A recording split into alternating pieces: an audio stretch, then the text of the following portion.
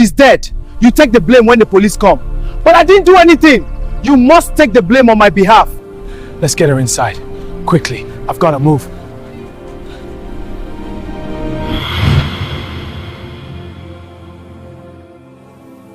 Musa came to Kaduna in 1998 at 25, fresh from a village in Katsina with nothing but a willingness to work.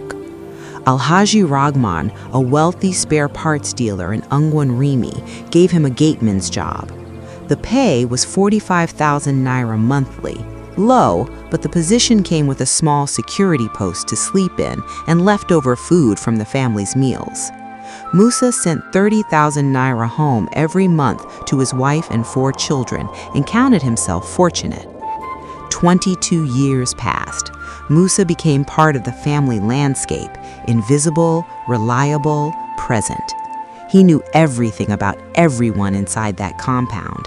Which son gambled, which daughter had a secret boyfriend, which wife was being unfaithful. He saw it all from his gatehouse and said nothing. Loyalty was his religion. ALHAJI Rahman's eldest son, KHALID, was trouble from the beginning. By 2020, he was 28, university-educated, jobless, burning through his father's money on cars and women, wrecking vehicles without consequence because ALHAJI always cleaned up after him. One night in July 2020, around 2 a.m., KHALID came home drunk. Musa heard the car approaching too fast, came out of his post to caution him. KHALID stumbled out, could barely stand, screamed at Musa to open the gate wider. Musa obeyed. KHALID drove in anyway and hit the second pillar, snapping off the side mirror. When Musa gently suggested he was drunk and offered to park the car, KHALID grabbed him by the shirt and punched him in the face. Musa fell.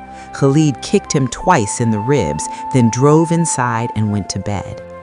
Musa lay bleeding on the ground. He got up slowly and returned to his post.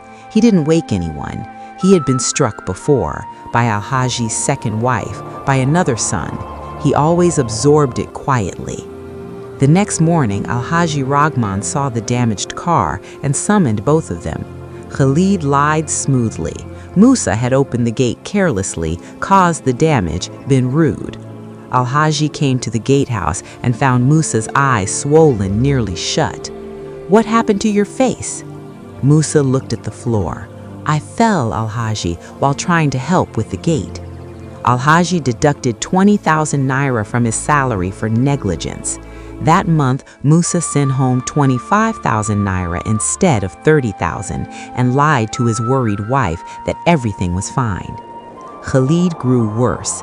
By 2021, he was into drugs, tramadol, codeine, sometimes cocaine. His father didn't know. Musa knew. He watched the late-night visitors, saw the packages pass through the gate, said nothing. Then, in September 2021, KHALID arrived at 3 a.m. with a girl unconscious in the passenger seat. Her name, investigators would later confirm, was Ramatu Sule, 20 years old, a polytechnic student from Zaria.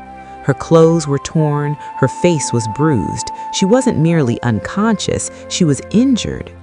KHALID was frantic. "Help me carry her inside. No hospital, just help me."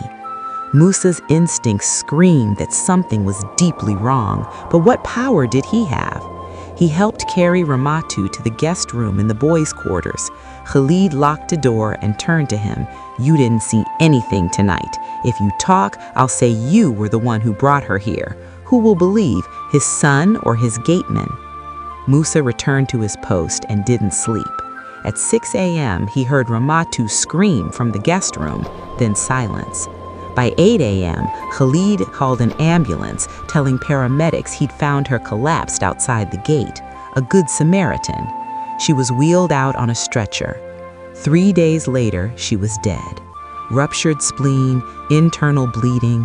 Before losing consciousness for the last time, she had whispered to a nurse, "A big house in Rimi, the man hurt me." Police came.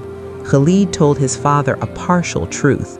ALHAJI Rahman, horrified but fiercely protective, called his best lawyers.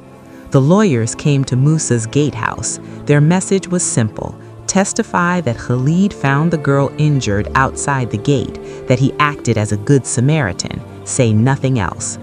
ALHAJI Rahman himself followed, looking old and tired.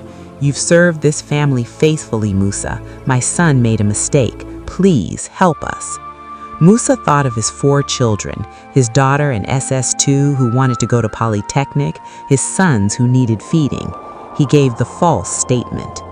In court in 2022, he testified exactly as the lawyers instructed. Khalid's team painted Ramatu as a girl who had been hurt elsewhere and Khalid as a kind young man who tried to save her. Insufficient evidence. Acquittal.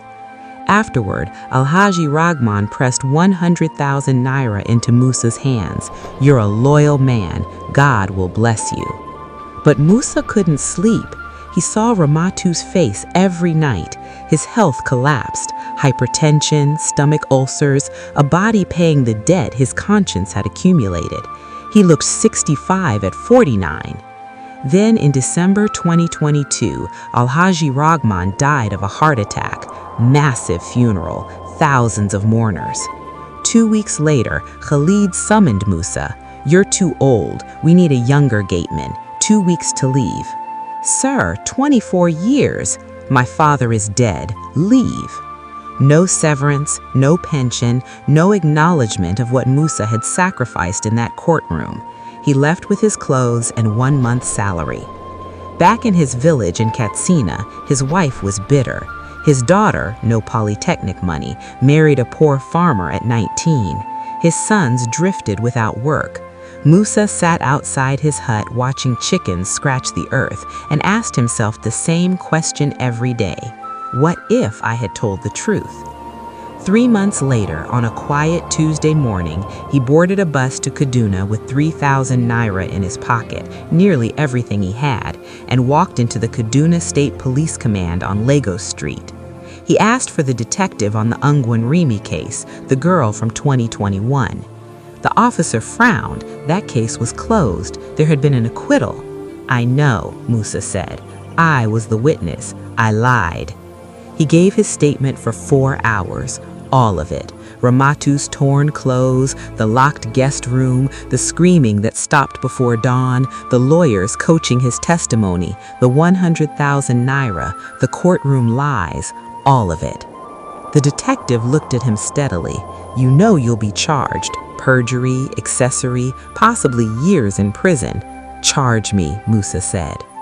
Khalid was rearrested within hours. Nigerian law does not shield an acquittal obtained through fraud upon the court.